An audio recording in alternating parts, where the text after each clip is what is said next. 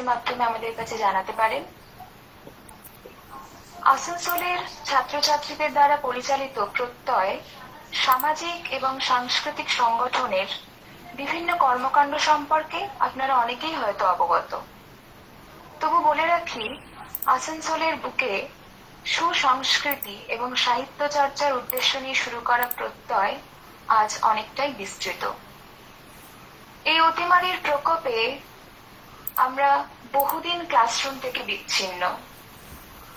কতদিন দেখিনি আমাদের সেই প্রিয় শিক্ষক শিক্ষিকাদের চোখের সামনে থেকে। আসলে সত্যি বলতে কি, মনে হচ্ছে আবার কবে সেই বেঞ্চগুলোয় গা ঘেঁষাঘেঁষি করে বসে তন্ময় হয়ে পড়া শুনবো। অদূর ভবিষ্যতে আদৌ সম্ভব তো? প্রশ্ন অনেক। রেজিস্ট্রেশনের মাধ্যমে আমরা ইতিমধ্যে অনেক প্রশ্ন পেয়েছি এবং সেগুলি আমরা পৌঁছে দিয়েছি আমাদের প্রধান বক্তার কাছে। সেই প্রশ্নের পরিপ্রেক্ষিতে উত্তর খোঁজার এই প্রচেষ্টায় আমরা আমাদের সাথে পেয়েছি যাদবপুর বিশ্ববিদ্যালয়ের মেকানিক্যাল ইঞ্জিনিয়ারিং বিভাগের প্রফেসর তরুণ কান্তি নস্কর মহাশয়কে, যিনি অল বেঙ্গল সেফ এডুকেশন কমিটির সম্পাদক। তার কাছে আমরা খুব শীঘ্রই পৌঁছবো। তবে তার আগে শুনে নেব আসানসোল গার্লস কলেজের অধ্যাপিকা রোহিণী কর এবং অধ্যাপিকা অর্পিতা চক্রবর্তীর কথা।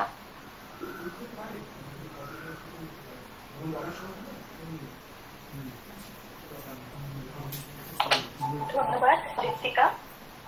আজ 3 মাস হয়ে গেল আমরা আমাদের প্রিয় ক্লাসরুম থেকে অনেক দূরে। জানি না আবার আমরা কবে ফিরে যেতে পারবো সেই ক্লাসরুমে। ঋত্বিকা যেমন বললো, স্টুডেন্টরা যেরকম চায় তাদের ক্লাসরুমে ফিরে যেতে, আমরা শিক্ষক শিক্ষিকারাও চাইছি যত তাড়াতাড়ি সম্ভব সেই প্রিয় ক্লাসরুমে ফিরে যেতে। কিন্তু কবে সম্ভব হবে আমরা তা জানি না। কিন্তু পঠন পাঠন যাতে থেমে না থাকে সেই জন্যই অনেকেই আমরা বাধ্য হয়েছি অনলাইন ক্লাসে শরণাপন্ন হতে। ইতিমধ্যে আমরা শিক্ষক শিক্ষিকা ছাত্রছাত্রী সবাই অনেকেই হয়তো অনলাইন ক্লাসে অভ্যস্ত হয়ে গেছি। আপাত দৃষ্টিতে মনে হচ্ছে ব্যাপারটা তো বেশ। এই অতিমারীর প্রভাব আমাদের পঠন পাঠনকে ব্যাহত করতে, পঠন পাঠনের উপর কোনো প্রভাব ফেলেনি। অতিমারী আমাদের পঠন পাঠনের উপরে কোন রকমের নেতিবাচক প্রভাব ফেলেনি, কিন্তু সমাধানটা বোধহয় এত সহজ নয়। আমাদের ছাত্রছাত্রীদের অনেকের কাছেই এখনো ইন্টারনেট পরিষেবা পৌঁছয়নি। আবার অনেকের বাড়িতেই হয়তো শুধুমাত্র একটাই ডিভাইস, যার উপর তার ভাই বোনেরা সবাই নির্ভরশীল। কারো কারো ইন্টারনেট কানেকশন খুবই দুর্বল। স্টেবল নেট কানেকশন তো অনেক শিক্ষক শিক্ষিকারই নেই এখনো অবধি।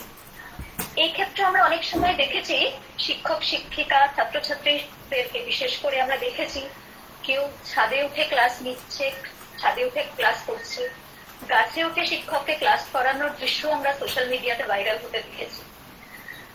সমস্যা আমাদের অনেক আছে।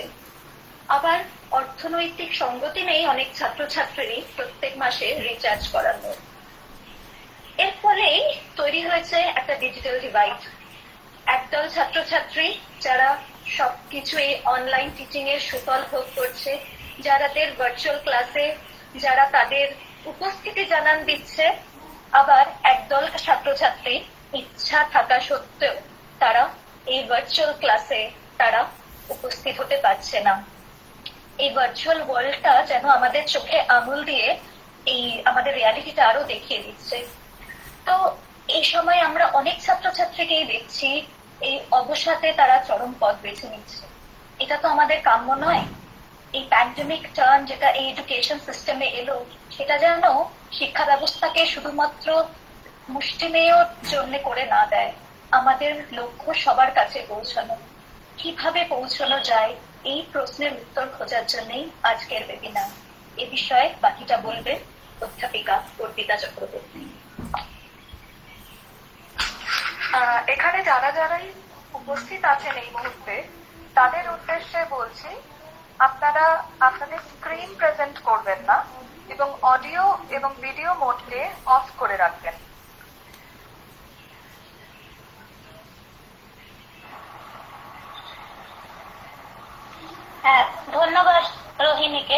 অনেক ধন্যবাদ।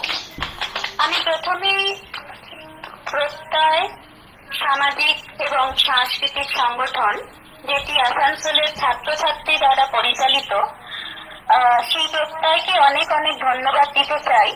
এরকম সময়োপযোগী একটি কার্যক্রম নিয়ে আসার জন্য। আচ্ছা, আমি এটাই বলবো শুধু, কারণ আমাদের মধ্যে আছেন প্রফেসর তরুণ কান্তি নস্কর, তিনি আমাদের পুরোটা এই টপিকের উপর বলবেন। এটুকুই বলার যে স্বাধীনতা পরবর্তী যে কালে সেখানে আমরা দেখেছি যে, আচ্ছা অডিওটা বোধহয় অসুবিধা হচ্ছে, সবাই একটু মিউট করে রাখলে ভালো হয়। হ্যাঁ, আমরা দেখেছি যে স্বাধীনতার পরবর্তী ক্ষেত্রে এবং স্বাধীনতার আগে আমাদের দেশের বড় মানুষদের যে স্বপ্ন ছিল যে একটা সার্বজনীন শিক্ষা ব্যবস্থা, এবং সার্বজনীন শিক্ষা যেটা সবার কাছে পৌঁছে যাবে সূর্যের কিরণের মতো। আমরা এটাও দেখেছি যে বড় মানুষেরা আমাদের দেখিয়েছেন যে শিক্ষা হবে একদম সর্বস্তরের, শুধু নয়, শিক্ষা হবে একটা character building, man making education. এই দিক থেকে আমরা বলতে পারি যে স্বাধীনতার পরবর্তী ক্ষেত্রে আমরা সেই শিক্ষার থেকে ক্রমাগত দূরে সরে গেছি, এবং দূরে সরতে সরতে আজকের এই দিনে আমাদের প্রশ্ন জাগে যে আমরা সত্যি কি সেই হোলিস্টিক এডুকেশন, যেটা বিবেকানন্দের কথায় man making character building education, অথবা সেই সার্বজনীন শিক্ষা যেটা সূর্যের কিরণের মতো সবাই ওপর বর্ষিত হবে, সেখানে পৌঁছানোর যে লক্ষ্য, সেখান থেকে কি দূরে সরে যাচ্ছি? শুধু শিক্ষা কি যান্ত্রিক হয়ে পড়ছে? শিক্ষা কি শুধুমাত্র স্কিল বেসড হয়ে পড়ছে? এই যে যান্ত্রিকতা, এই যে স্কিল ওরিয়েন্টেড শিক্ষা, এই শিক্ষা সমাজের প্রগতিকে কতটা বিঘ্নিত করছে বা এগিয়ে নিয়ে যাচ্ছে? শিক্ষিকা হিসাবে এই প্রশ্নটা আমাকে বারে বারে আঘাত করেছে, ভাবিয়েছে। আজকে যখন এই ধরনের একটা মহামারী, অতিমারীর একটা আবহে আমরা বাধ্য হচ্ছি কিছুজন যে অনলাইন শিক্ষাকে আপন করে নেওয়ার একটা চেষ্টা চলছে, সেখানে প্রচুর আমরা দেখতে পাচ্ছি যে ছাত্রছাত্রীরা কিভাবে ছিটকে যাচ্ছে। আমরা কিছুদিন আগেই দেখেছি ছাত্রীর আত্মহত্যার কথা পড়েছি। সুতরাং প্রশ্ন আবারও যে এই শিক্ষা, যে শিক্ষা আমাদেরকে সবার থেকে বঞ্চিত করে দেয়, সেই শিক্ষা যেটা স্বাধীনতা পরবর্তী ক্ষেত্রে কিছুটা পরিকল্পিত ভাবেই কিন্তু হয়ে আসছে, অনলাইন এডুকেশন এবং ক্লাসরুম থেকে বিচ্যুত যে শিক্ষার কথা আমরা ভবিষ্যতে বলছি যে এর পরবর্তী ক্ষেত্রে হতে চলেছে, সেটি কি আমাদের সেই স্বপ্ন যেটা আমরা দেখি যে সামগ্রিকভাবে সার্বজনীন শিক্ষা এবং যে character building, man making, holistic যে এডুকেশনের কথা, সেটার থেকে আমাদের সরিয়ে নিয়ে যাবে না তো? এই প্রশ্ন সবার মতো আমারও। আমি এবার ডেকে নিচ্ছি এই টপিকের ওপরে বিস্তারিত আলোচনা করার জন্য প্রফেসর তরুণ কান্তি নস্করকে। প্রফেসর নস্কর যাদবপুর বিশ্ববিদ্যালয়ের মেকানিক্যাল ইঞ্জিনিয়ারিং এর ফ্যাকাল্টি।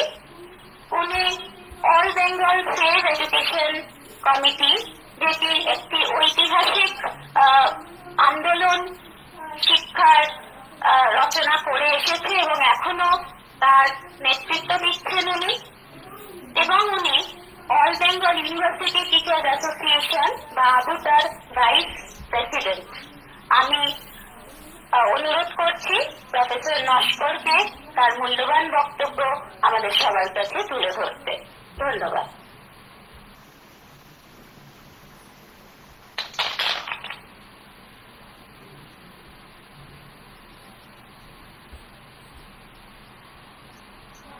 প্রফেসর তরুণ কান্তি নস্কর, আমি অনুরোধ করছি আপনার বক্তব্য আমাদের সামনে রাখার জন্য। আমি প্রথমেই ধন্যবাদ জানাচ্ছি প্রফেসর অর্পিতা চক্রবর্তী এবং প্রফেসর রোহিণী করকে। এই গোটা বিষয়টা যেভাবে তারা উপস্থাপনা করলেন সেটা খুবই কার্যকরী এবং খুবই সময়োপযোগী। প্রত্যেককে ধন্যবাদ জানাচ্ছি এরকম একটা গুরুত্বপূর্ণ বিষয়ে আমাকে আমন্ত্রণ জানানোর জন্য। আমার খুবই ভালো লাগছে যে এই অনলাইন এই যে ওয়েবিনার, এই ওয়েবিনারে ইতিমধ্যেই 100 জনের বেশি পার্টিসিপেন্ট এখানে উপস্থিত হয়েছেন। যে বিষয়বস্তুটা আপনারা নিয়েছেন এই বিষয়বস্তুটা সত্যিই খুবই ভাবার বিষয়। আজকে যে শিক্ষায় যে অতিমারির প্রকোপের জন্য আজকে শ্রেণীকক্ষ তার যে শিক্ষা সেটা বিপন্নতার পথে কিনা, এরকম একটা চিন্তা আপনাদের মধ্যে এসেছে, সেটা খুবই প্রাসঙ্গিক। এবং এই চিন্তা আসার সম্ভাবনা তো নিশ্চয়ই আছে এবং তার প্রাসঙ্গিকতা আছে এই কারণে আজকে দেখুন হায়ার সেকেন্ডারি পরীক্ষা শুরু হয়েছিল, সেগুলো মাঝপথে বন্ধ হয়ে গেছে। বহুদিন ধরে সমস্ত স্কুল কলেজগুলো বন্ধ হয়ে গেছে। যাদের পরীক্ষা শুরু হয়েছিল গ্র্যাজুয়েট লেভেলে কোনো কোনো বিশ্ববিদ্যালয়ে, সেটা বন্ধ হয়ে গেছে। ছাত্রছাত্রীরা একেবারে চরম একটা অনিশ্চয়তার মধ্যে আছে।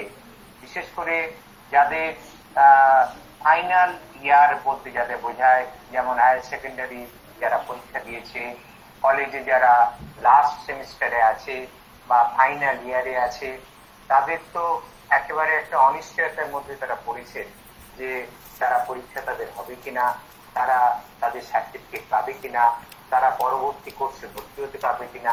আবার এদের মধ্যে কেউ কেউ আছে যারা হয়তো আরেকটু ভাগ্যবান, তারা চাকরি পেয়ে গেছে, তারা পরবর্তীকালে চাকরিতে জয়েন করতে পারবে কিনা। বিশেষ করে ইঞ্জিনিয়ারিং এর ক্ষেত্রে এটা সত্য।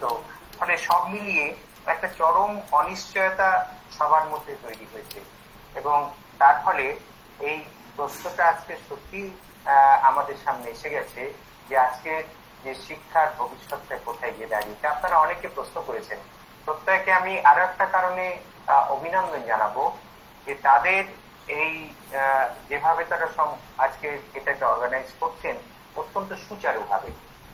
যে প্রশ্নগুলো ইতিমধ্যে এসেছে পার্টিসিপেন্টদের কাছ থেকে, যে প্রশ্নগুলো তারা আমার কাছে পাঠিয়ে দিয়েছে এবং আমি সেগুলো দেখেছি এবং দেখেছি সত্যিই তারা ভাবনা চিন্তা করেছেন যারা এখানে অংশগ্রহণ করছেন।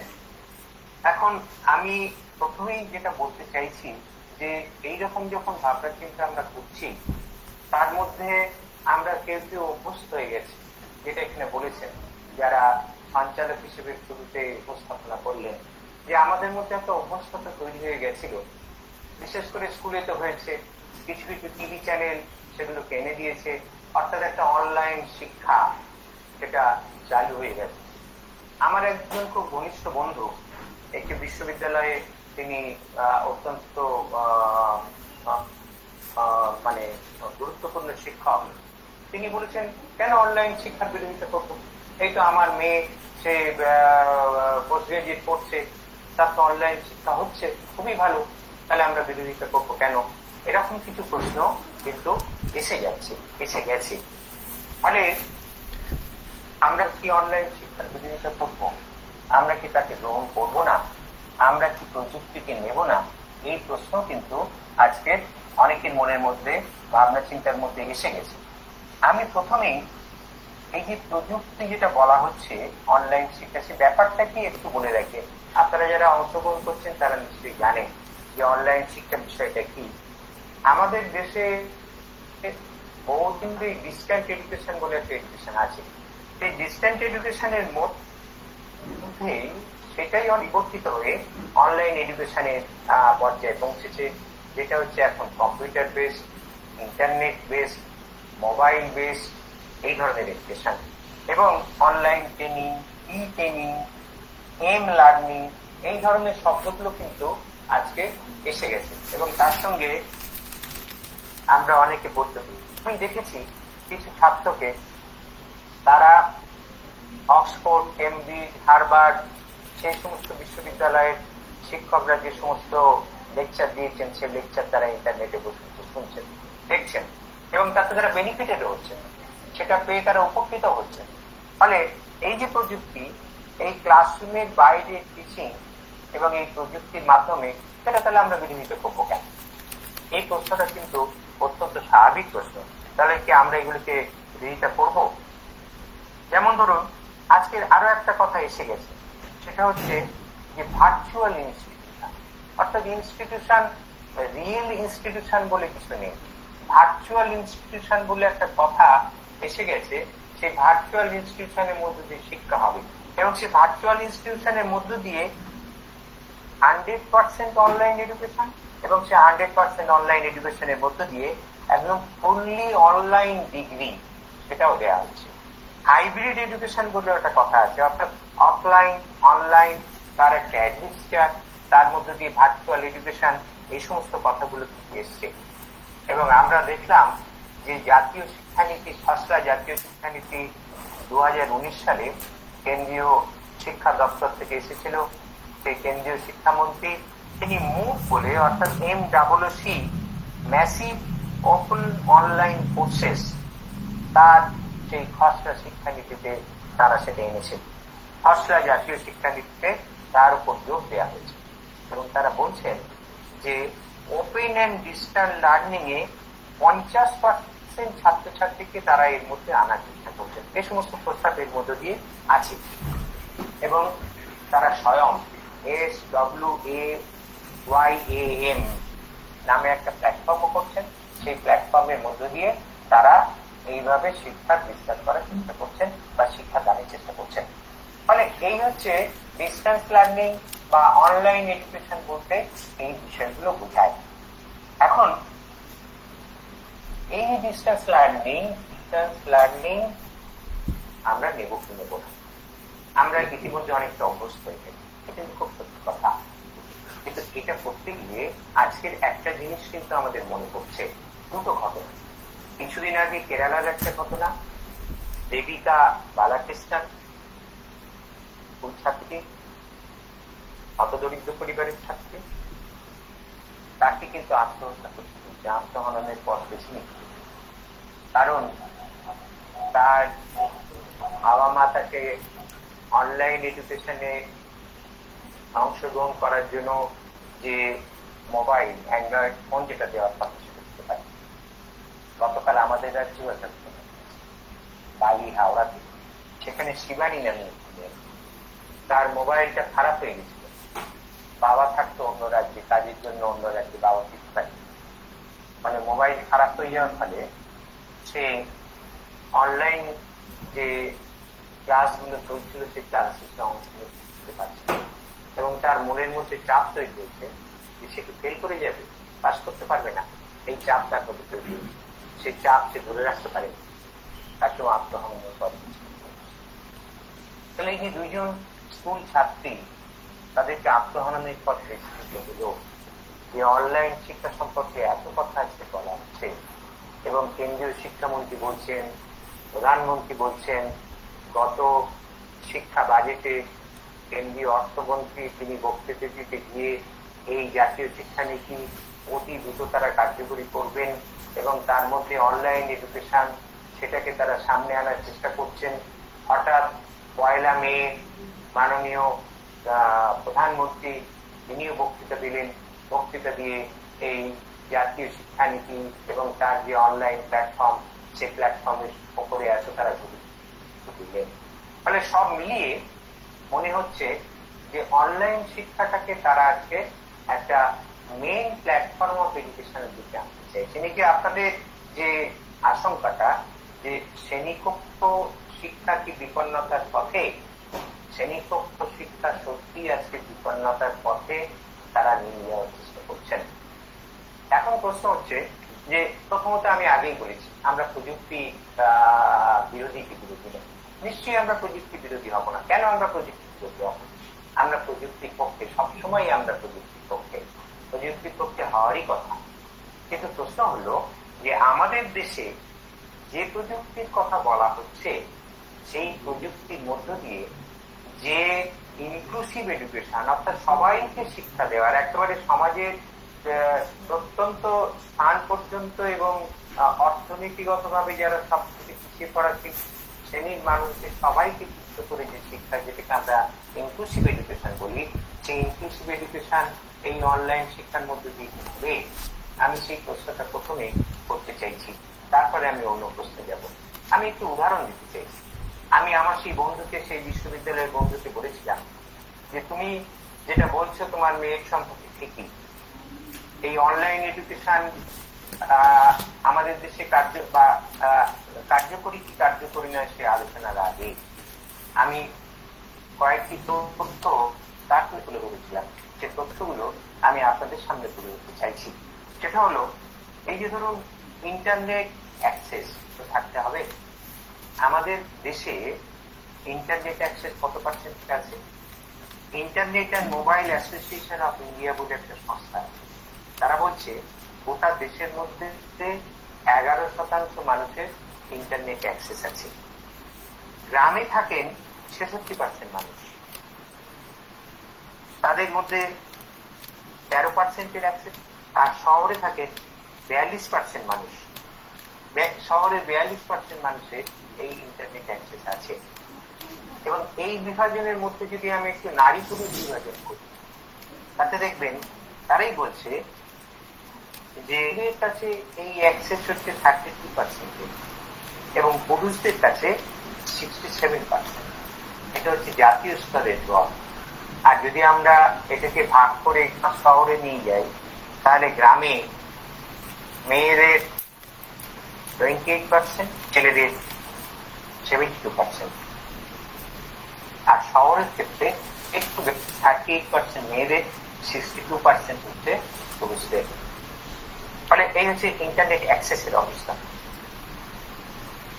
তারপরে এর মধ্যে দিয়ে একটা তারতম্য কিন্তু হবে, মহিলারা বেশি, এর জন্য কিন্তু তারা তারতম্যের শিকার কিন্তু তারা হবে।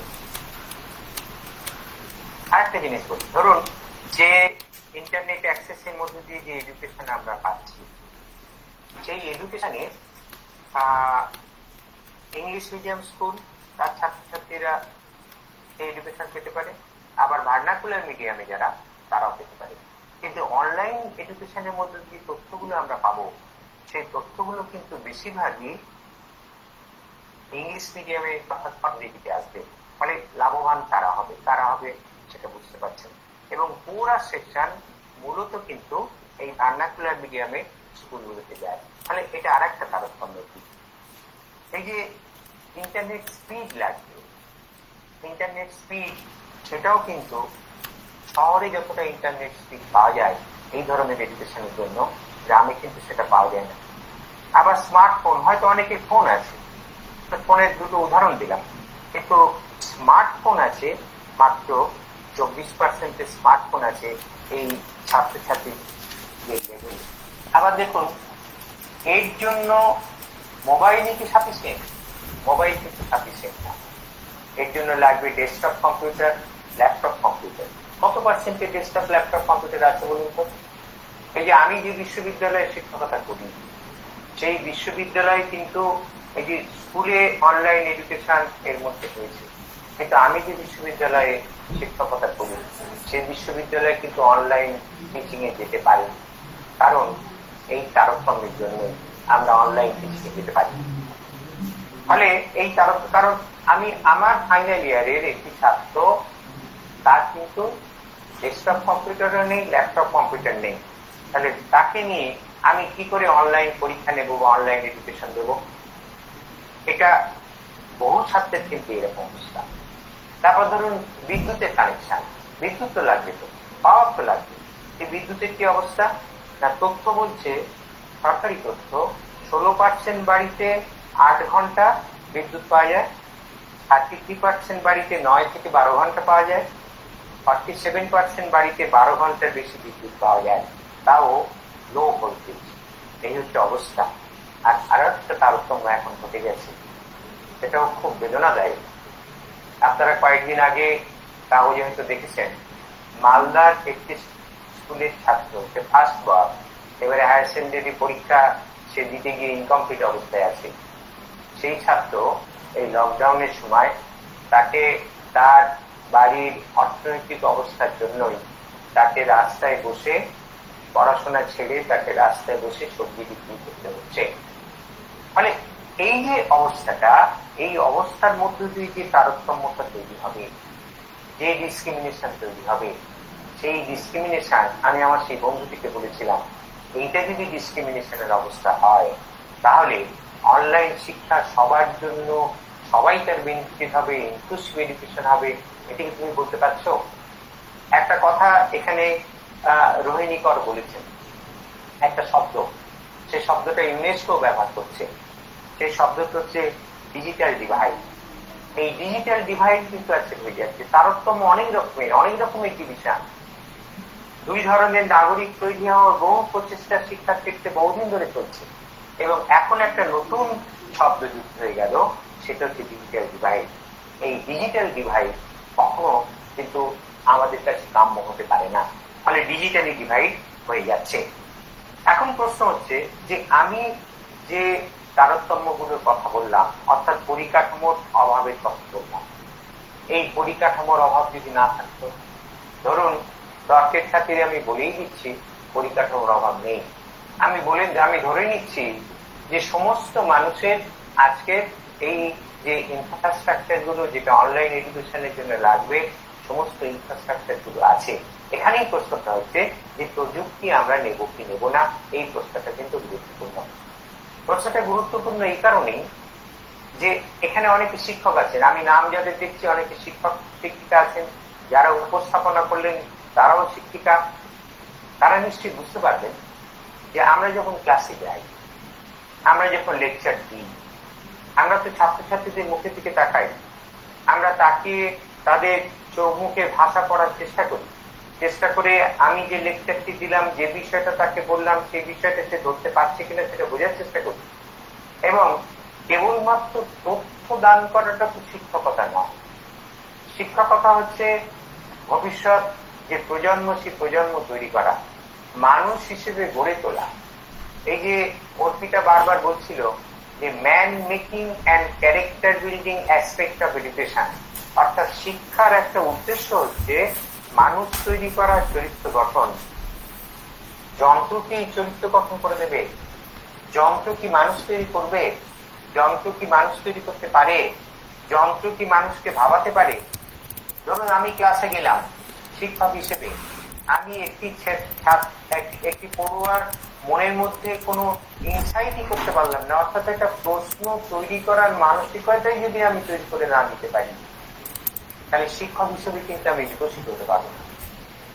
শিক্ষক হিসেবে বিকশিত হতে গেলেও কিন্তু আমাকে প্রশ্ন তৈরি করার মানসিকতা তাদের মধ্যেও তৈরি করতে হবে, সেই প্রশ্ন পেশ করতে হবে, সেই প্রশ্নের উত্তর দিতে হবে, সেই উত্তর দেওয়ার মধ্যে দিয়ে কিন্তু আমরা তাকে সঠিকভাবে কোন একটা বিষয়কে উপস্থাপনা করতে পারবো এবং তার মনের মধ্যে গেঁথে দেওয়ার চেষ্টা করতে পারবো, নতুবা কিন্তু এটা সম্ভব নয়।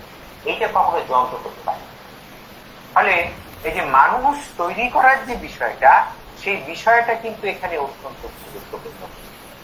আমরা অনেক মনীষীর কথা জানি, এখানে অর্পিতাও বলেছেন বা ওই রোহিণীও বলেছেন যে আমাদের দেশে, আমি আর বেশি উদ্ধৃতির দিকে যাচ্ছি, কিন্তু আমি একজনের কথা না বলে, একজন দুজনের কথা না বলে আমরা পারবো না। সেটা হচ্ছে যে আমাদের দেশে রবীন্দ্রনাথ, তিনিও কিন্তু একজন বড় শিক্ষক ছিলেন। আমাদের দেশে জাতীয় বিদ্যালয় গড়ে তোলার পিছনে তার একটা ভূমিকা ছিল।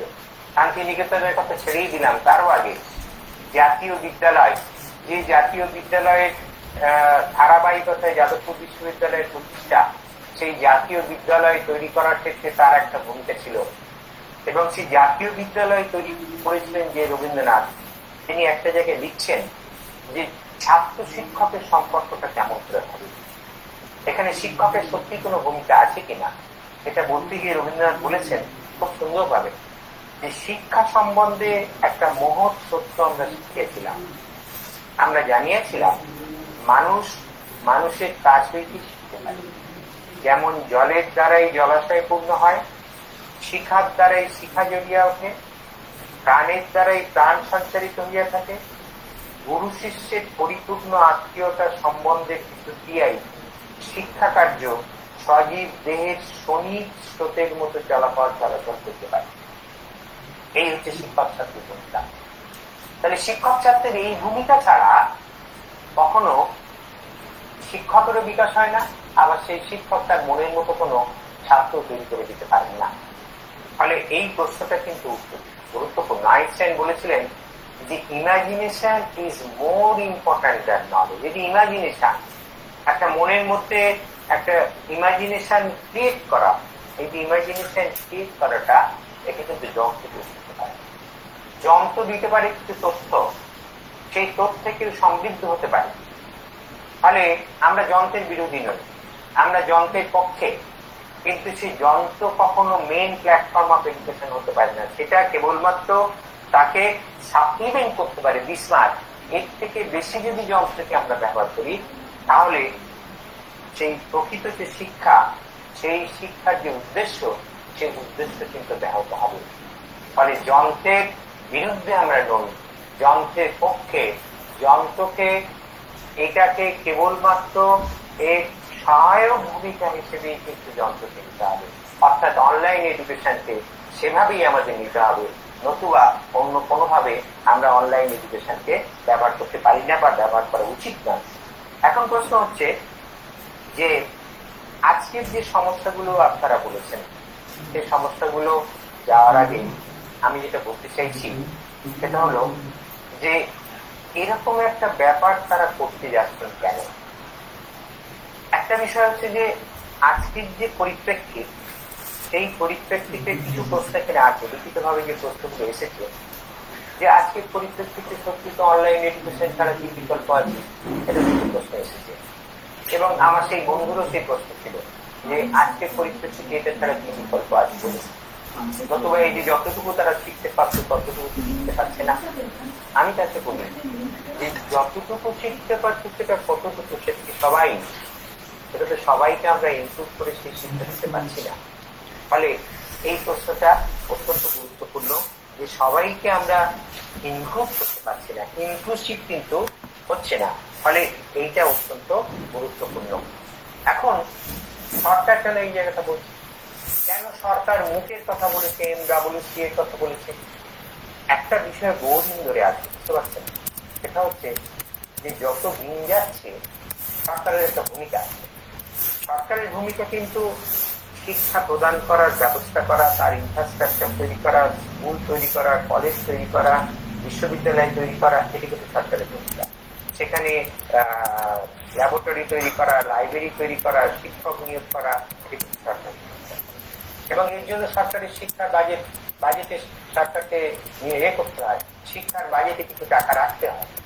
বহুদিন ধরে একটা দাবি ছিল, যে দাবি হচ্ছে যে গোটা জিডিপি, সেই জিডিপির অন্তত 20% এবং শিক্ষা বাজেটে 10% শিক্ষার জন্য ব্যয় করতে হবে।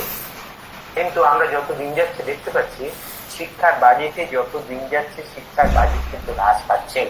এবং আমি আপনাদের বলছি যে এবছরে আমরা সেভ এডুকেশন কমিটি এই বিষয়টা ডিল করেছিলাম। গত শিক্ষা বাজেটে শিক্ষামন্ত্রীর বক্তৃতার পরে আমরা যেটা দেখলাম যে শিক্ষা বাজেটে 4.7% গত বছরের তুলনায় বেড়েছে। সাধারণভাবে আমরা আগের বছরের বাজেটের থেকে পরের বছরের বাজেটে অন্তত 10% বাড়ুক, সেটা আমরা বলি সাধারণভাবে একটা কথা, কিন্তু এটা 4.7% বেড়েছে। এবং এই 4.7% মূল্যবৃদ্ধি যেভাবে হয়েছে, সেই মূল্যবৃদ্ধির হার হচ্ছে 4%। 4% যদি মূল্যবৃদ্ধির হার হয়, তাহলে 4.7% বাড়ানো মানে কোনো বৃদ্ধি নয়। এটা কেন করছে সরকার? আমরা সঙ্গে সঙ্গে বিষয়টাকে চেক আপ করছিলাম। আমরা all Bengal save education committee থেকে রাজ্যপালের কাছে দৌড়েছিলাম, তার সঙ্গে আমরা বলেছিলাম যে এই হচ্ছে শিক্ষা বাজেটের অবস্থা, তাহলে শিক্ষা কোথায় গিয়ে দাঁড়াবে? আপনি কেন্দ্রীয় সরকারের প্রতিনিধি হিসেবে বলুন। তিনি আমাদের কথা শুনেছিলেন এইভাবে যে তিনি বলেছিলেন, হ্যাঁ এটা আমি শিক্ষা দপ্তরে পাঠিয়ে দেবো। এবং তিনি বলেছিলেন যে আপনারা আমাদের এই রাজ্য থেকে যে এমপিরা আছেন তাদের কাছে আপনারা বলুন, তারাও অন্তত লোকসভায় সংসদ হিসেবে বলি। আমি এই কথাগুলো এত করে এই কারণে বললাম, যে সরকারের শিক্ষা প্রদান করার কথা, সেই শিক্ষা প্রদানের জন্য তাদের বাজেট মানে উপযুক্ত বাজেট অ্যালোকেশন করার কথা সরকার কিন্তু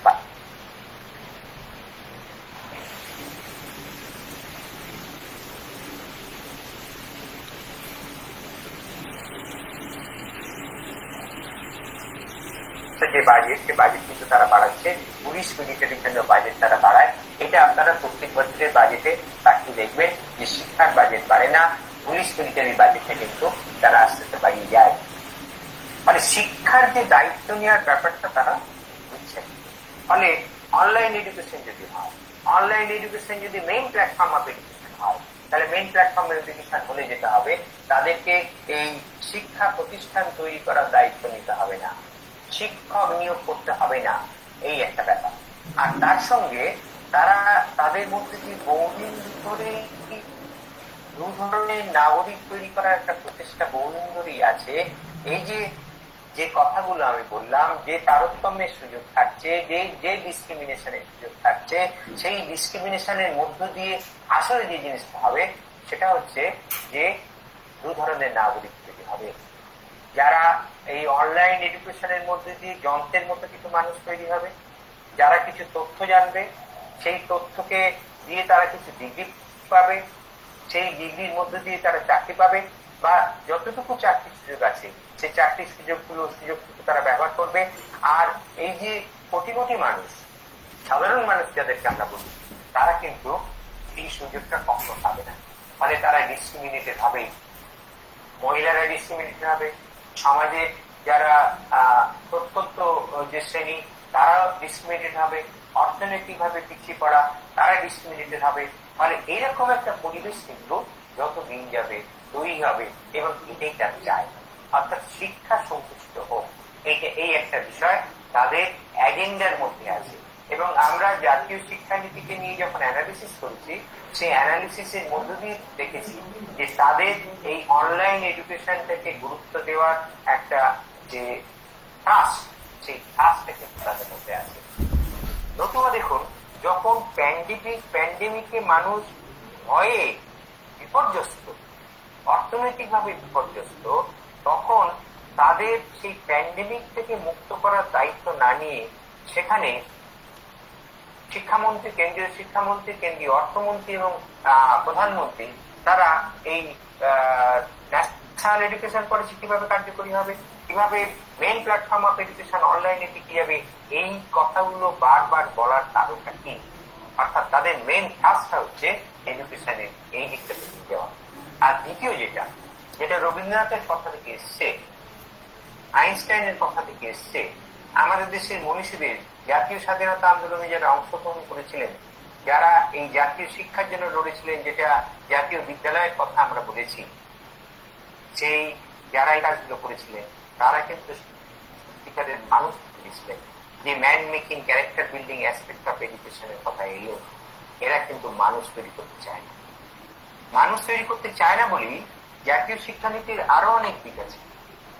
সেই দিকের মধ্যে যেটা আছে যে একটা বিজ্ঞান ভিত্তিক মনন তৈরি হওয়া, তার মতো করে এডুকেশন দেওয়া, সেটা কিন্তু লক্ষ্য তাদের মধ্যে নেই। তাদের মধ্যে লক্ষ্য যে জায়গাটা আছে সেটা হচ্ছে কিছু অন্ধ কুসংস্কারাচ্ছন্ন, অনৈতিহাসিক, বিজ্ঞান বিরোধী কিছু মানসিকতা তৈরি করা। এবং তেমন করে ওই জাতীয় শিক্ষানীতির 484 পাতার যে ডকুমেন্টের কথাটা বারবার আসছে অনলাইন এডুকেশনের ক্ষেত্রে, সেই 484 পাতার ডকুমেন্টে একেবারে ছত্রে কিন্তু এই সমস্ত বিষয়গুলো আছে। ফলে এই জন্য আমরা মনে করি এই অনলাইন এডুকেশন আমাদের কাছে একেবারেই কাম্য হতে পারে না। আজকে এই অনলাইন এডুকেশনের ওপরে বহু মানুষ কিন্তু বিরোধিতা করছে, শুধু আমরা বিরোধিতা করছি তা না। এই অল বেঙ্গল এডুকেশন কমিটির পরিচয় আপনারা পেয়েছেন, all India save education committee আছে। সেই all India save education committee platform থেকে এরকম একটা ওয়েবিনারে কালকে বলবেন, আরো অনেকে আছেন, কালকে বলবেন যাদবপুর বিশ্ববিদ্যালয়ের উপাচার্য, বর্তমান উপাচার্য প্রফেসর সুরেন্দ্র দাস, তিনি কালকে বলবেন। এটা একটা অল ইন্ডিয়া ওয়েবিনারে তিনি বলবেন। এবং তিনি বলছেন যে হ্যাঁ, প্রযুক্তি আমাদের নিতে হবে, কিন্তু সেই প্রযুক্তি কখনো ক্লাসরুম টিচিং এর বিকল্প হতে পারে। ক্লাসরুম টিচিং এর বিকল্প হিসেবে যদি আনা হয়, যে প্রশ্নটা আপনাদের মধ্যে আছে, আপনারা অনেক কিছু প্রশ্ন করেছেন, ক্লাসরুম টিচিং এর বিকল্প যদি করা হয় তাহলে শিক্ষা বিষয়টা আর দাঁড়িয়ে থাকে না। ফলে তিনি এটা বিরোধিতা করেছেন, এবং বিরোধিতা করেছেন আরো একজন অত্যন্ত গুরুত্বপূর্ণ মানুষ, এটা হচ্ছে প্রফেসর সেনা রাও। তিনি বলছেন, I am not enthusiast about online teaching. We need human interface with students for good communication. That is how young minds can be inspired. মানে বিজ্ঞানীরা বলেছেন, শিক্ষাবিদরা বলেছেন, রবীন্দ্রনাথের মতো কবি সাহিত্যিক বলেছেন, সবাই কিন্তু এটাকে বলেছেন। অর্থাৎ অনলাইন এডুকেশন বা এই যে দূর শিক্ষা, এই দূর শিক্ষাকে কখনোই যে একটা প্ল্যাটফর্ম হতে পারে না, এটাকে সবাই মেনে নিয়েছে। এবং তাদের উদ্দেশ্যটা ওইটাই, যে উদ্দেশ্যের কথা আমি আপনাদের কাছে বললাম, উদ্দেশ্য এটাই। আমরা কেবলমাত্র, আপনারা বলেছেন এর উপায় কি, এরকম কেউ কেউ প্রশ্ন করেছেন, অনেকেই প্রশ্ন করেছেন, এটা থেকে বেরিয়ে আসার উপায়। হ্যাঁ, বেরিয়ে আসার উপায় তো আছে। বেরিয়ে আসার উপায় হচ্ছে আমরা সবাই, অর্থাৎ আমরা যারা শিক্ষক, আপনারা যারা ছাত্র এখানে আছেন, তাদের প্রত্যেকেরই কিন্তু ভূমিকা আমাদের পালন করার, প্রত্যেকেরই ভূমিকা এখানে কিন্তু পালন করতে হবে। না পালন করে কিন্তু উপায় নেই। আমরা যে কাজটা করেছি all Bengal civil education committee থেকে, এই যে কেন্দ্রীয় শিক্ষা দপ্তর থেকে যে ধরনের কথাগুলো বলা হয়েছে তার বিরুদ্ধে আমরা অনলাইন প্রোটেস্ট করছি। আমরা 23 তারিখে সবাই এই বুকে নিয়ে দাঁড়িয়েছিলাম যে জাতীয় শিক্ষানীতি নয়, আমরা বুকে লিখে, পোস্টার লিখে দাঁড়িয়েছিলাম যে অনলাইন প্ল্যাটফর্ম নয়, এগুলো কিন্তু আমরা দাঁড়িয়েছিলাম। আমরা 23 তারিখে করেছি। আমরা 30 তারিখে গোটা দেশ জুড়ে একটা সিগনেচার করেছি, অনলাইন পিটিশন আমরা করেছি। আমরা all India civil education committee থেকে গোটা দেশ জুড়ে একটা ওপিনিয়ন আমরা সংগ্রহ করছি। সেই ওপিনিয়নের মধ্য দিয়ে মানুষের মতামত আমরা জানতে চাইছি যে তারা অনলাইন এডুকেশন সম্পর্কে কি ভাবনা চিন্তা করছেন, এই মতামত আমরা তাদের কাছে জানতে চাইছি। ফলে এইভাবে আমরা করতে চাইছি, এবং এটার মধ্য দিয়ে যে এই যে মতামত আমরা চাইছি তার মধ্য দিয়ে আমরা এই পরবর্তী যে পদক্ষেপ, অর্থাৎ 23 তারিখ এবং 30 তারিখে যেটা আমরা পরিচালনা করলাম, আপনাদের করলাম, তার পরবর্তী পদক্ষেপ আমরা গ্রহণ করবো। আমরাও আপনাদের কাছে আবেদন করবো, আপনারাও আপনাদের মতো করি। আপনারা যে যেটা, সবাইকে সিভিল এডুকেশন কমিটিতে আসতে হবে কোনো ব্যাপার না, যারা আসবেন নিশ্চয়ই আসবেন, কিন্তু আপনারা যে যেখানে আছেন তারা এই ধরনের যে শিক্ষানীতি, এই শিক্ষানীতির বিরুদ্ধে কিন্তু আমাদের প্রত্যেকের আছে দাঁড়ানোটা অত্যন্ত জরুরি। যদি আমরা দাঁড়িয়ে এটাকে কোথাও একটা জায়গায় না নিয়ে যেতে পারি, সরকারের যদি টনক আমরা না নড়াতে পারি, তাহলে আজকে শিক্ষার ক্ষেত্রে সমূহ পথ, শিক্ষা কখনো একমুখী হতে পারে না। অর্থাৎ যন্ত্র বলে গেল আর শুনে গেলাম, এই শিক্ষা কখনো একমুখী হতে পারে না। শিক্ষা দ্বিমুখী, এবং দ্বিমুখী শিক্ষাই আমরা চাই। আজকের আরো একটা প্রশ্ন কিছু এসছে, সে প্রশ্ন হচ্ছে যে আজকের পরীক্ষা কি করে হবে, আজকের এই যে ছাত্রছাত্রীদের আজকে স্বাস্থ্যটা প্রাইমারি না পরীক্ষাটা প্রাইমারি, এই সমস্ত প্রশ্ন আপনারা করেছেন অনেকের মধ্যে। আমরা একটা বিষয় এখানে তুলেছি, সেটা আপনাদের জানিয়ে দিতে চাই। সেটা হলো, এবং আমরা সমস্ত বিশ্ববিদ্যালয়ের উপাচার্যদের কাছে চিঠি লিখেছি, আমরা রাজ্য শিক্ষামন্ত্রীকেও লিখেছি। সেটা হলো যে যারা ফাইনাল ইয়ারে আছে, যে কোনো স্তরে, যারা ফাইনাল ইয়ারে আছে, যারা ফাইনাল সেমিস্টারে আছে, যাদের পরবর্তী একটা ধাপে যেতে হবে, উচ্চশিক্ষায় হোক বা যে কোনো জায়গায় হোক, বা চাকুরিতে হোক, যে কোনো জায়গায় হোক, যাদেরকে যেতে হবে, তারা তো কোনোভাবে দায়ী নয়। ফলে তাদেরকে একটা ইভ্যালুয়েশন করি, এবং এই ইভ্যালুয়েশন অনলাইন নয়, এই ইভ্যালুয়েশন আবার পরীক্ষা হলে ফিরিয়ে এনে নয়, কারণ পরীক্ষা হলে ফিরিয়ে এনে তাদের শিক্ষা নেওয়ার সময়টা এখন কিন্তু নয়, কিন্তু তাদেরকেও একটা ইভ্যালুয়েশনের ব্যবস্থা করতে হবে, এবং সেটা ডিস্ট্যান্ট মোডে ইভ্যালুয়েশন, কিন্তু সেটা অনলাইন নয়। সেই ডিস্ট্যান্ট মোডে ইভ্যালুয়েশন যেটা যাদবপুর বিশ্ববিদ্যালয়ে আমরা দাবি তুলেছিলাম যাদবপুর বিশ্ববিদ্যালয়ের শিক্ষকরা, এবং তারা যাদবপুর বিশ্ববিদ্যালয়ের কর্তৃপক্ষ আমাদের সঙ্গে সহমত হয়েছেন, এবং এই যে ফাইনাল যে স্তরগুলোর কথা আমরা বললাম তাদের ক্ষেত্রে এইভাবে তারা পরীক্ষা নিয়ে এই ইভ্যালুয়েশন করে তাদের রেজাল্ট প্রকাশ করে দেওয়ার একটা চেষ্টা করছেন, এবং জুলাই মাসের প্রথম সপ্তাহের মধ্যে এই জায়গায় আমরা যেতে পারবো। আমাদের মনে হয়েছে, আমরা সমস্ত উপাচার্যের কাছে এটা লিখেছি যে আপনাদেরও সেই জায়গায় যাওয়া দরকার। কোনো না কোনো ভাবে আমরা অন্য যে ইয়ারগুলো আছে, অন্য যে সেমিস্টারগুলো আছে, ধরুন 6টা সেমিস্টারে যদি কোর্স হয়, 5th সেমিস্টারে যারা আছে, 3rd সেমিস্টারে যারা আছে, তাদের জন্য তো আমরা পরে ভাবতে পারবো, বা সেকেন্ড ইয়ারে যারা আছে তাদের জন্য আমরা পরে ভাবতে পারবো। কিন্তু যারা ফাইনাল স্তরে আছে তারা তো কোনোভাবে দায়ী নয় এটার জন্য।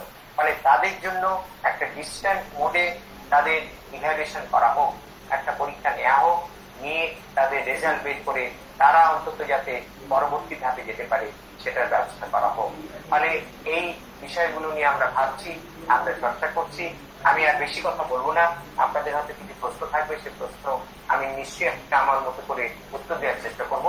ফলে এইভাবে ভাবনা চিন্তাটা হওয়া দরকার। আপনাদের আমি আবারও ধন্যবাদ দিচ্ছি, অভিনন্দন জানাচ্ছি যে আপনারা এই যে 100 জন মানুষ এখানে আছেন এই মুহূর্তে, তারা এরকম একটা অবস্থাতে এটার ব্যবস্থা করেছেন, শোনার ব্যবস্থা করেছেন, এবং আমাকে অন্তত আমার চিন্তা ভাবনাগুলোকে এই অল বেঙ্গল সেভ এডুকেশন কমিটির চিন্তা ভাবনাগুলোকে শেয়ার করার সুযোগ দিয়েছেন। তার জন্য আপনাদেরকে আন্তরিক অভিনন্দন জানাচ্ছি, এবং এই কথা বলেই আমি আমার বক্তব্য শেষ করছি। আপনাদের যদি কোনো প্রশ্ন করেন নিশ্চয়ই আমি সেই প্রশ্নগুলো উত্তর দেওয়ার চেষ্টা করবো। ধন্যবাদ।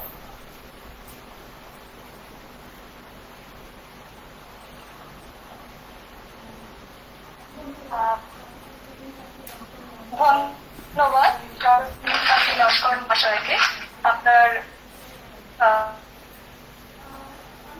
মূল্যবান মতামত এবং আলোচনা আমাদের সাথে শেয়ার করা। সম্পৃক্ত হলাম আজকের আলোচনায়। সামনে আরো কিছু প্রশ্ন এসেছে, আপনি অনুমতি দিলে সেগুলো আমরা আপনার সামনে তুলে ধরতে চাই। প্রশ্নগুলো হ্যাঁ, অনেকগুলো প্রশ্ন আমি দেখতে পাচ্ছি, যেগুলো বলার দরকার মনে হয় আপনারা বলুন, আমি নিশ্চয়ই চেষ্টা করব। আচ্ছা, প্রত্যেক পাঠক প্রশ্ন করেছে যে এই প্যান্ডেমিক অবস্থার মধ্যে আমাদের দেশে এডুকেশনকে ফুললি অনলাইন এডুকেশনের দিকে নিয়ে যাওয়া হচ্ছে, এবং শারদা ঘোষ আরেকটি প্রশ্ন করেছেন, এই প্রত্যেকভাবে অফলাইন ক্লাস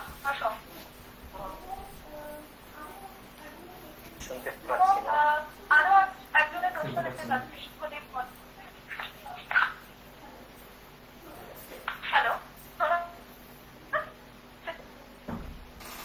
হ্যালো হ্যালো, হ্যাঁ স্যার, শোনা যাচ্ছে?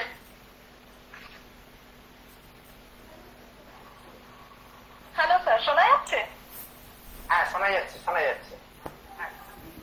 আমি তাহলে আমার ভিডিও অফ রাখছি স্যার, কারণ মনে হচ্ছে কিছু নেটওয়ার্ক সমস্যার জন্য অডিওতে শুধু বলছি। আমিও ভিডিও অফ করছি, ঠিক আছে, আমিও ভিডিও অফ করছি। হ্যাঁ, আমাদের এখানে প্রতীক পাঠক প্রশ্ন করেছেন যে এই প্যান্ডেমিক অবস্থার মধ্যে আমাদের দেশে এডুকেশনকে কি ফুললি অনলাইন এডুকেশনের দিকে নিয়ে যাওয়া হচ্ছে, এবং শুভদীপ মন্ডল বলছেন ইভ্যালুয়েশন বলতে ঠিক কিরকম ইভ্যালুয়েশন সেটা একটুখানি যদি ক্লিয়ার করেন, এবং এই মুহূর্তে কিভাবে অফলাইন ক্লাস করা সম্ভব সেটাও প্রশ্ন হিসেবে উঠে এসেছে, এবং সাক্ষ্যহানির ক্ষেত্রে আরেকটা প্রশ্ন আমি এক এক করে উত্তর দিই। প্রথম প্রশ্নের যে অনলাইনের দিকে নিয়ে যাওয়া হচ্ছে কিনা, হ্যাঁ অনলাইনের দিকে নিয়ে যাওয়ার একটা প্রচেষ্টা আছে, একটা আছে, এটা কিন্তু অত্যন্ত সত্যি কথা। কিন্তু অনলাইন এডুকেশন তারা করতে পারবে না, করা সম্ভবপর নয়, এটাও সত্যি কথা। কিন্তু একটা অ্যাটেম্প্ট আছে অনলাইন এডুকেশনের দিকে নিয়ে যাওয়ার। দ্বিতীয় যে প্রশ্নটা, যে ডিস্ট্যান্স মোডে ইভ্যালুয়েশন এই ডিস্ট্যান্স মোডে পরীক্ষাটা বলতে আমরা যেভাবে করিয়েছি, এটা কিন্তু কেবলমাত্র একেবারেই যারা ফাইনাল ইয়ার বা ফাইনাল সেমিস্টার তাদের জন্য আমরা কি করেছি তাদেরকে, না তাদেরকে আমরা হোম অ্যাসাইনমেন্ট পাঠিয়ে দিয়েছি। সেই মানে যাদবপুর বিশ্ববিদ্যালয় করেছি, হোম অ্যাসাইনমেন্ট পাঠানো হয়েছে, তাদেরকে একটা সময় দেওয়া হয়েছে, সেই সময়ের মধ্যে তারা হোম অ্যাসাইনমেন্টটা ফেরত পাঠিয়েছে। এবং সেটা ইমেলে হোক বা যদি ইমেলেরও তাদের স্কোপ না থাকে, সেটা বিশ্ববিদ্যালয় নিজে ব্যবস্থা করে সেটা নিয়ে আসবে, এই ধরনের প্রতিশ্রুতি তাদেরকে দিয়েছে। ফলে সেই ডিস্টেন্স মোডে তাদের পরীক্ষা নেওয়া হয়েছে এবং তাদেরকে রেজাল্ট বের করার চেষ্টা করা হয়েছে। It is not online but it is distance mode, এই ডিস্টেন্স মোডে নেওয়া হচ্ছে, এই হচ্ছে বিষয়।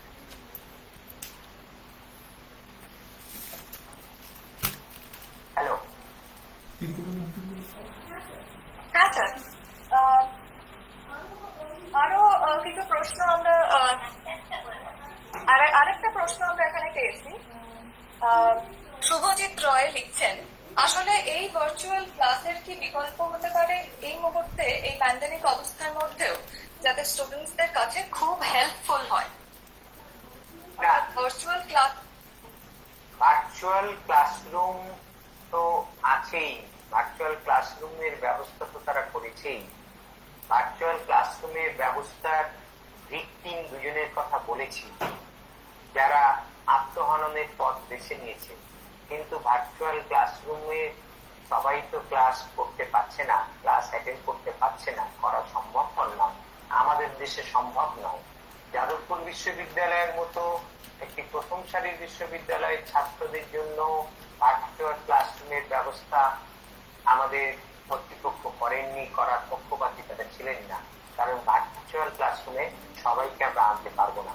মানে এই মুহূর্তে যদি বলেন যে আমরা ক্লাসরুম টিচিং এর দিকে যাব, সেটা যেমন সম্ভব নয়, আবার ভার্চুয়াল ক্লাসরুম এর মধ্য দিয়ে তাকে এডুকেট করার চেষ্টা করব, সেটাও কিন্তু সম্ভব নয়।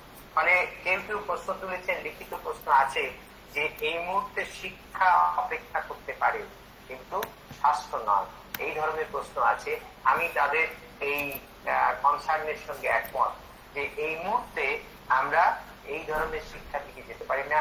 আগে মানুষকে তো বাঁচতে হবে, যদি বেঁচেই না থাকে তাহলে শিক্ষাটা কোথায় যাবে? যে সরকার এই কাজটা করছে সেই সরকার প্যান্ডেমিকের হাত থেকে বাঁচানোর জন্য যে দায়িত্ব, সে দায়িত্ব পালন করেছে কি, এই প্রশ্নটা কিন্তু গুরুত্বপূর্ণ। তারা লকডাউন করেছে, সেই লকডাউনের মধ্য দিয়ে কি হয়েছে সেটা আপনারা দেখতে পাচ্ছেন। এই হচ্ছে বিষয়। হ্যাঁ স্যার, সাগরজি প্রশ্ন করছেন, ইভ্যালুয়েশন অফলাইনে কিভাবে কন্ডাক্ট করা যায়? ইভ্যালুয়েশন অফলাইনে যেটা আমি বললাম যে আমরা যেটা করেছি একটু সময় সাপেক্ষ ব্যাপার, যে আমরা তাদেরকে হোম অ্যাসাইনমেন্ট পাঠিয়েছি, আমরা তাদেরকে মোবাইলে বা ফোন করে তাদেরকে ভাইবা বসিয়ে এক্সামিনেশন দিয়েছি, এভাবে করেছি তাদের। ফলে এটা তো অনলাইন নয়, এটা অফলাইন, তার সঙ্গে যুক্ত এই যে হোম অ্যাসাইনমেন্ট পাঠানো, এবং তারপর সে বাড়িতে বসে উত্তর দিয়েছে। আপনারা যদি বলেন এখানে বাড়িতে বসে উত্তর দিয়েছে, সেটা তো ওপেন বুক টেস্ট হয়ে গেল। আমি আপনাদের বই শিক্ষক হিসেবে এখানে যারা শিক্ষক শিক্ষিকা আছেন তারাও নিশ্চয়ই আমার সঙ্গে একমত হবেন যে প্রশ্ন এমনও করা যায়, সমস্ত রেফারেন্স বই তার সামনে খুলে দিলেও যদি ছাত্রের সেই বিষয় নিয়ে কনসেপশনটা ক্লিয়ার না হয়, তাহলে সে কিন্তু উত্তর দিতে পারে না। ফলে তার যে ইভ্যালুয়েশন অর্থাৎ সে সত্যি শিখেছে কিনা তার কিন্তু পরীক্ষা সেখানে হতে পারে এই ওপেন বুক টেস্টের মধ্যে, সেটা কিন্তু করা সম্ভব। মানে সেটাই কিন্তু আমরা করার চেষ্টা করছি। কিন্তু this is for this particular year and for a particular semester and particular year, not for all. অন্য ইয়ার বা অন্য সেমিস্টারের জন্য আমরা সময় পাবো, তাদের জন্য ব্যবস্থা নেওয়ার সময় পাবো, এই বিষয়। মানে এইটা সমস্ত বিশ্ববিদ্যালয়ে করা উচিত যারা ফাইনাল স্তরে আছে, কিন্তু অন্যদের জন্য আমরা পরে সময় পাবো, তার জন্য ব্যবস্থা নিতে পারবো। ধন্যবাদ স্যার। আরো একটা প্রশ্ন বলছি, সুতপা ব্যানার্জি জিজ্ঞেস করছেন, আর্থ সামাজিক অবস্থা নানা রকম হওয়ায় ছাত্রছাত্রীদের পারিবারিক পরিবেশ সবসময় শিক্ষা গ্রহণের উপযুক্ত থাকবে বলে কি ধরে নেওয়া যায়, বিশেষত মেয়েদের ক্ষেত্রে? এটা তো একটা সাধারণ একেবারে, মানে এটা সব সময়ের সমস্যা। এটা শুধু প্যান্ডেমিকের সময় না, সব সময়ের সমস্যা। প্যান্ডেমিকের সময় সেই সমস্যাটা আরো অ্যাকিউট হয়, এটা ঠিক। কিন্তু এই সমস্যাটা তো একটা সাধারণ, আমাদের মতো দেশে এটা একটা সাধারণ সমস্যা, সব সময়ের সমস্যা।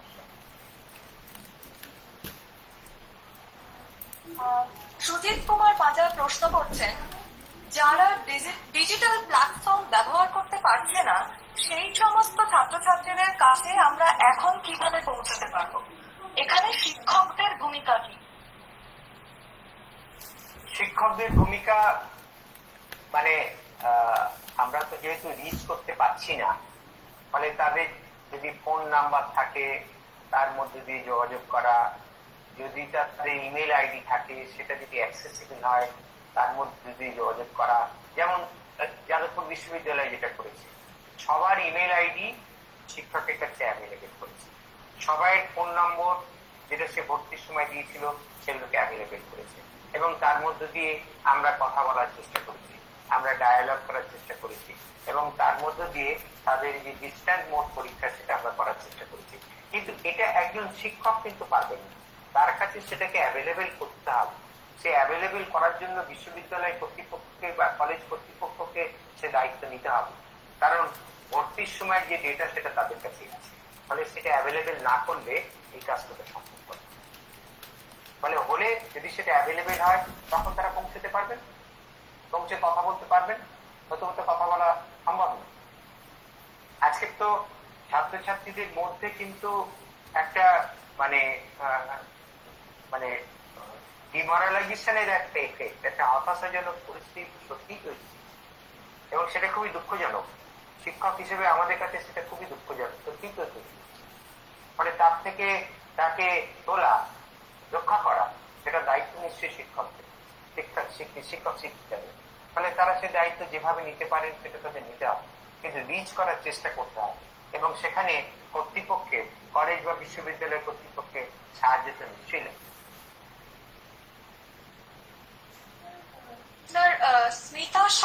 স্মিতা সাহু প্রশ্ন করছেন, আগামী দিনে একাডেমিক্সে কেরিয়ার তৈরি করার কথা যারা ভাবছেন তাদের সামনে কি এই অনলাইন এডুকেশন একটা প্রশ্ন চিহ্ন তৈরি করছে?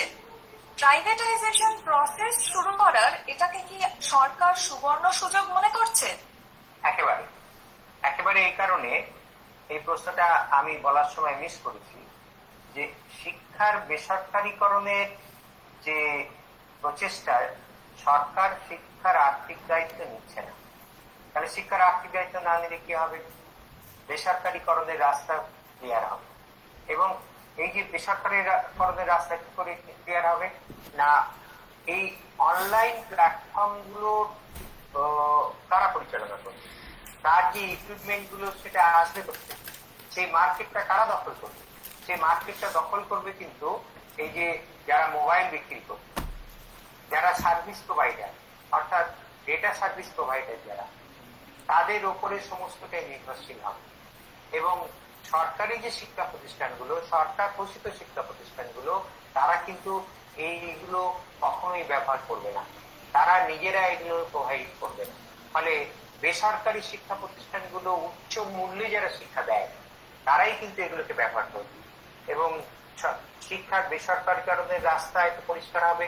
আর যেটা পরিষ্কার হবে, যারা এই কর্পোরেট হাউস, যে কর্পোরেট হাউসগুলো এই সার্ভিস প্রোভাইড করছে, যে কর্পোরেট হাউসগুলো এই মোবাইলের ব্যবসা, যদি 130 কোটি পরিবারের সমস্ত বাড়ির পড়ুয়াদের কাছে যদি আজকে গার্জেনরা বাধ্য হন যে শিক্ষার জন্য মোবাইলটা কিনে দিতে হবে, অ্যান্ড্রয়েড মোবাইল কিনে দিতে হবে, তাহলে আমাদের দেশের মার্কেটটা কোথায় গিয়ে দাঁড়ায় ভাবুন তো?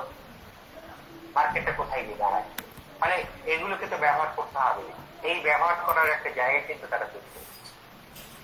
এই প্রশ্নটা অত্যন্ত সুন্দর প্রশ্ন করেছেন যিনি প্রশ্নটা করেছেন। ফলে শিক্ষার বেসরকারীকরণের রাস্তা একেবারে রেড কার্পেট পেতে তাদেরকে আনার চেষ্টা করা হচ্ছে, কারণ সরকার এই সমস্ত দায়িত্ব নিতে। আর এর মধ্য দিয়ে ডিসক্রিমিনেশনটা হবে বেশি। কারণ এগুলো সবাই অ্যাভেলও করতে পারবে। আমাদের দেশের যে অর্থনৈতিক অবস্থা তার কিছু কিছু কথা আমি বলেছি, যেখানে 1% মানুষের হাতে 76% মানুষের সম্পদ ভারতবর্ষের 1% ধনীর হাতে জমা হয়ে আছে। তাহলে সেখানে দেশের অর্থনৈতিক অবস্থাটা কি? তাহলে কারা অ্যামিল করবে? তাহলে এই প্রশ্নটা নিশ্চয়ই খুব ধন্যবাদ। রোহিণী কর প্রশ্ন করছেন, যতদিন এই কোভিড চলবে ততদিন কিভাবে আমরা ছাত্রছাত্রীদের ইনক্লুড করব যাদের অনলাইন অ্যাক্সেস নেই? আমি তো এই প্রশ্নটা আগে উত্তর দিলাম। যদি তাদেরকে কোনোভাবে যোগাযোগ করা যায়, যে যোগাযোগের রাস্তাগুলো আমি আগে বললাম, সেই যোগাযোগ যদি করা যায় তাদের সঙ্গে কথা বলতে হবে। যোগাযোগ করার মাধ্যম বা সেটা যদি কর্তৃপক্ষ যদি ব্যবস্থা করে দেয় করা যাবে। এছাড়া যোগাযোগের রাস্তা কি? আপনিও তার কাছে যেতে পারছেন না, সেও আপনার কাছে আসতে পারছেন। এবং এই সবকিছুর জন্য আমরা তো হেলথ প্রিপেয়ার ছিলাম, এর থেকে বাঁচারও রাস্তা ছিল, কিন্তু সেটা অন্য আলোচনার বিষয়। অর্থাৎ COVID-19 আজকে এই জায়গায় যাওয়ার কি খুব দরকার ছিল? আজকে সমস্ত বিশ্বে যেখানে চলে গেছে, এটা তো কর্পোরেট বিজনেসম্যানদের স্বার্থে এটা করা হয়েছে। অর্থাৎ তার থেকে প্রতিকারের উপায়, তার থেকে বাঁচার রাস্তা সেটা না করে দিয়ে আজকে এই সাধারণ মানুষ তাদেরকে কিন্তু এর ভিকটিম করে দেওয়া হবে। এবং প্রত্যেক দিন গতকাল 14,700 মানুষ আক্রান্ত হচ্ছে আমাদের দেশে। ফলে এটা প্রত্যেক দিন বাড়ছে। কি বিপজ্জনক জায়গায় আমরা দাঁড়িয়ে আছি। এই জায়গায় কি আমাদের যাওয়া দরকার ছিল? আজকে উন্নত দেশগুলো যাদেরকে আমরা বলি, তাদেরও কি এই জায়গায় যাওয়া দরকার ছিল?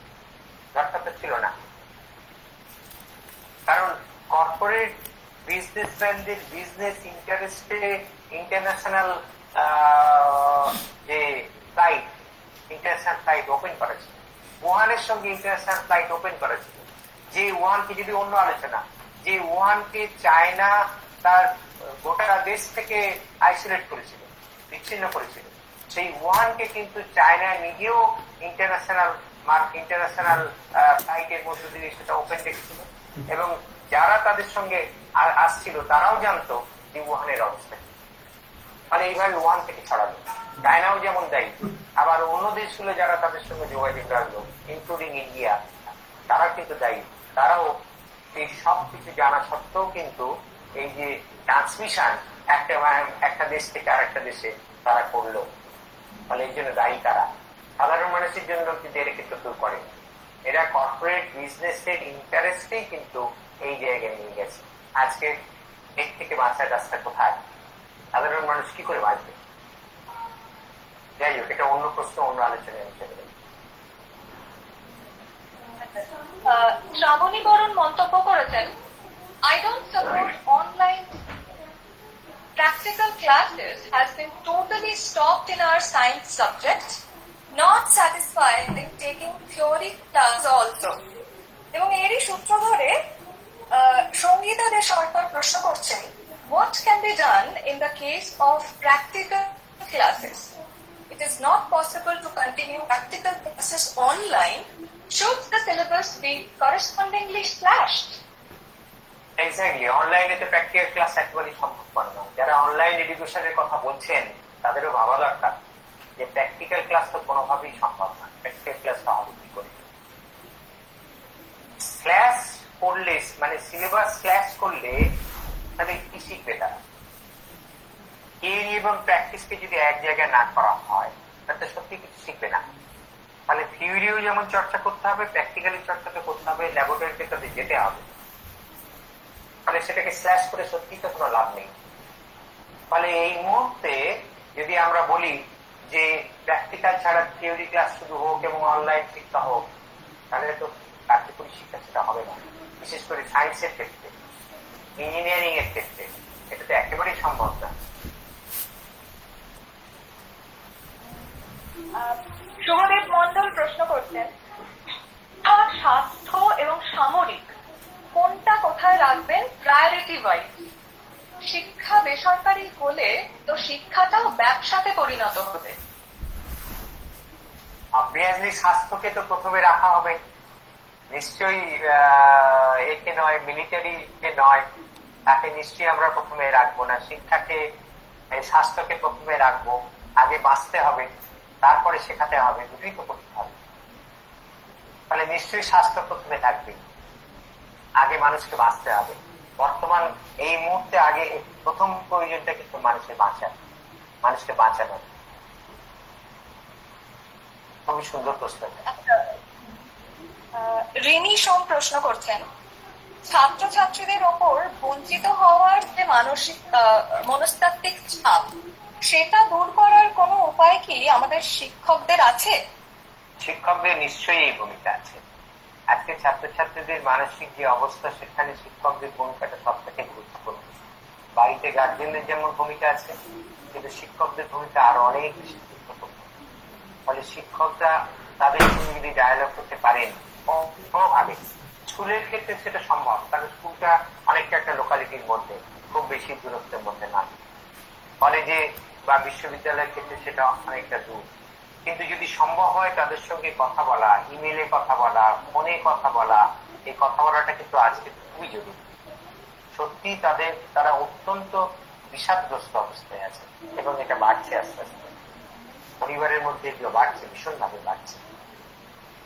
ফলে এখানে শিক্ষকদের ভূমিকা অত্যন্ত গুরুত্বপূর্ণ। শিক্ষকদের সে দায়িত্ব পালন করতেই হবে। স্যার, আর একটা প্রশ্ন আছে। অর্ণব চ্যাটার্জি বলছেন, আগামী দিনে ব্যাংকের মতো কলেজ ইউনিভার্সিটিগুলি কি মার্জারের পথে এগোতে পারে? কিসের মতো? ব্যাংকের মতো? কলেজ ইউনিভার্সিটি মার্জার, কলেজ ইউনিভার্সিটির ক্ষেত্রে এখনো শুনিনি, কিন্তু স্কুলের ক্ষেত্রে তারা ক্লাস্টার স্কুলের চিন্তা ভাবনা করছে। ওই এতে মানে ন্যাশনাল এডুকেশন পলিসি যেটা আমি কথা বললাম, সেখানে ক্লাস্টার অফ স্কুলের কথা তারা ভেবেছে। এখনো কলেজ বিশ্ববিদ্যালয়ের ক্ষেত্রে সেটা তারা বলেনি, নিশ্চয়ই বলবে, দিদিকে হয়তো যাবে তারা, কারণ দায়িত্ব তো নেবে না। এগুলোকে রাখতে গেলে তার আর্থিক দায়িত্ব নিতে হবে। তাহলে আর্থিক দায়িত্ব যেহেতু নিচ্ছে না, হয়তো সেদিকে যাবে, কিন্তু এখন পর্যন্ত সেই কথাটা কলেজ বিশ্ববিদ্যালয়ের ক্ষেত্রে শোনা যায়নি।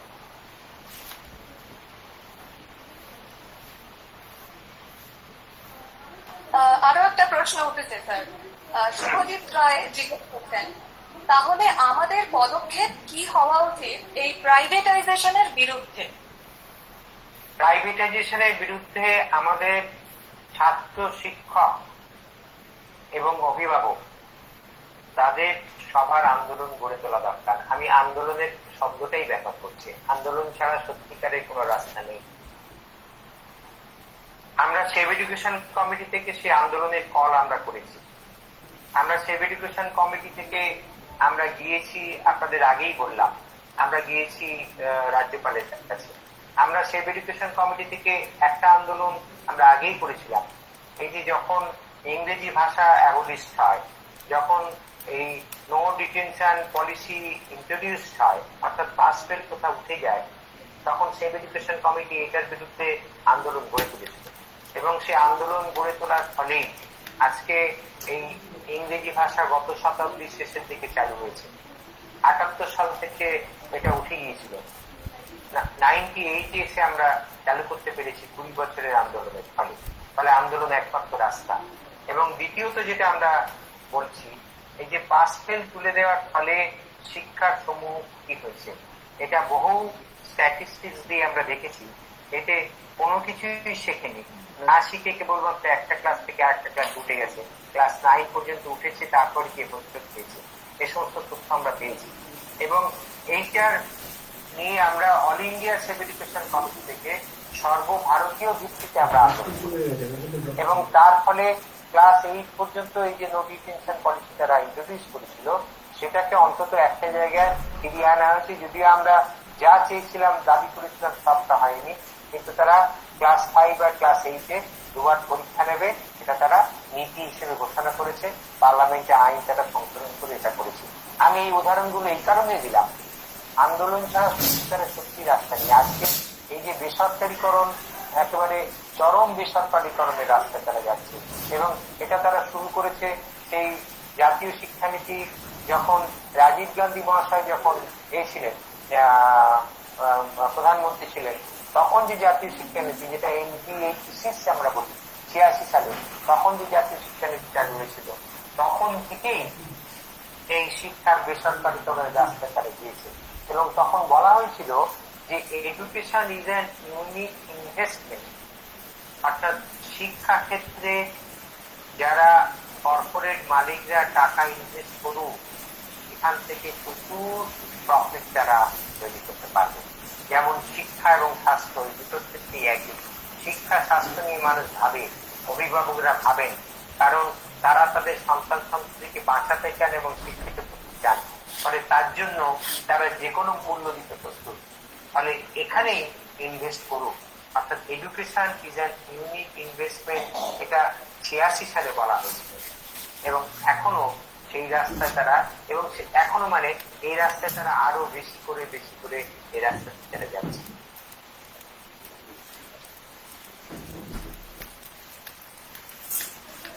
ধন্যবাদ স্যার। আমরা আমাদের অনুষ্ঠানের একেবারে শেষ পর্যায়ে এসে পৌঁছেছি। অনেকেই অনেক প্রশ্ন করছেন, তাদের সবকটা প্রশ্ন আমরা হয়তো তুলে ধরতে পারলাম না, আমাদের সময় অনেকটাই কমে এসেছে। আপনারা আপনাদের প্রশ্ন আমাদের তুলে ধরতে পারেন, আপনারা আপনাদের বিস্তারিত মতামত আমাদের জানাতে পারেন এই আলোচনা প্রসঙ্গে। আপনারা আমাদের মেল করতে পারেন mail2proত্যয়@gmail.com এ, এবং আমাদের ফেসবুক পেজেও আপনারা এই মেল আইডি পাবেন, সেখান থেকেও আপনারা মেল করতে পারেন। আপনারা আপনাদের মতামত জানান, আমরা নিশ্চয়ই আপনাদের আর এই প্রশ্নের উত্তর দেওয়ার চেষ্টা করব। আজকের মতো আমরা এখানেই শেষ করছি, কিন্তু আমরা আশা করব আমরা ভবিষ্যতে এরকম আরো অনেক আলোচনা আপনাদের সামনে নিয়ে আসতে পারবো, এবং আপনাদের এই উৎসাহ আমাদের এগিয়ে যেতে সাহায্য করবে। ধন্যবাদ সবাইকে, অসংখ্য ধন্যবাদ। হ্যাঁ, নমস্কার। এবং আমি প্রফেসর তরুণ কান্তি নস্কর মহাশয়কে স্পেশাল ধন্যবাদ জানাতে চাই আপনার এই মূল্যবান আলোচনা আমাদের সাথে শেয়ার করার জন্য। আমরা সত্যি ভীষণ সমৃদ্ধ হয়েছি এবং প্রচুর প্রশ্ন মানুষের কাছে উঠে এসেছে, যাতে আমরা বুঝতে পারছি যে তারা এটা নিয়ে ভাবছেন। এই ভাবনা চিন্তার অবকাশটা যাতে চলে, সেটা আমরা নিশ্চয়ই দেখার চেষ্টা করব এবং আপনার কাছে আবার ফিরে আসবো। নমস্কার, আমি আজকের মতো শেষ করছি।